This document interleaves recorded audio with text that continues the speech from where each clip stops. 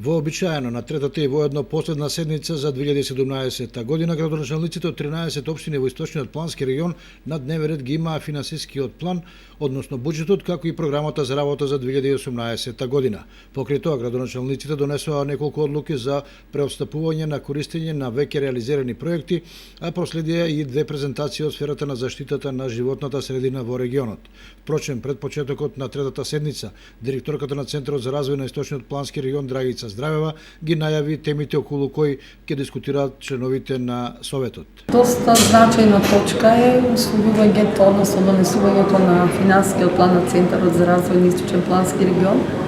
за 2018 година, како и акциониот план за реализација на програмата за развој на источен плански регион.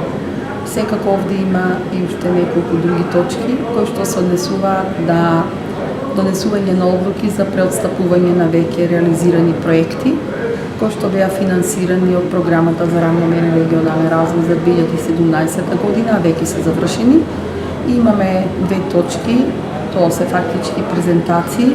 од страна на представниците на Фармахем и Македонското еколошко друштво, а се однесуваат на досегашните реализирани активности од програмата за зачувување на природата фаза 1. Председателот на Советот на источниот плански регион Никол Чуилиев ги истакна приоритетите кон кои ќе се фокусираат градоначалниците од општините кои гравитираат кон Осоговските планини. Меѓу другото и заради искористување на туристичките потенцијали, развојот на патната инфраструктура, искористување на геотермалните води и слично. Први проекти за кои треба се залагаме е да ја решиме патната инфраструктура, односно поврзувањето и со соседна Бугарија, како и залагањето за отварање на нов граничен премир или проширување на постоечкиот граничен премир од бугарска страна, бидејќи навистина комуникацијата и луѓето чекаат доста долго. Понатаму, што се однесува до регионалниот економски развој, сметам дека една многу важна компонента е да му дадеме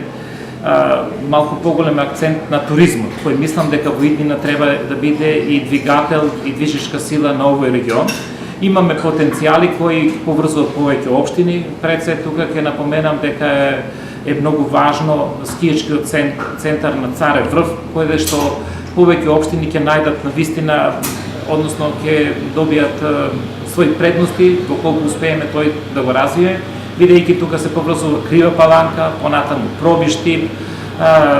Кочани, поранешните општини, да не збориме од што разлегуваат од општина Кочани, Чишиново, Облишево, Зрновци, понатаму Виница која е во непосредна близина и секако Каменица која исто гравитира во Осоговието. Стои една добра шанса пред нас со тоа што ако ги користиме и природните богатства покрај планинскиот туризам,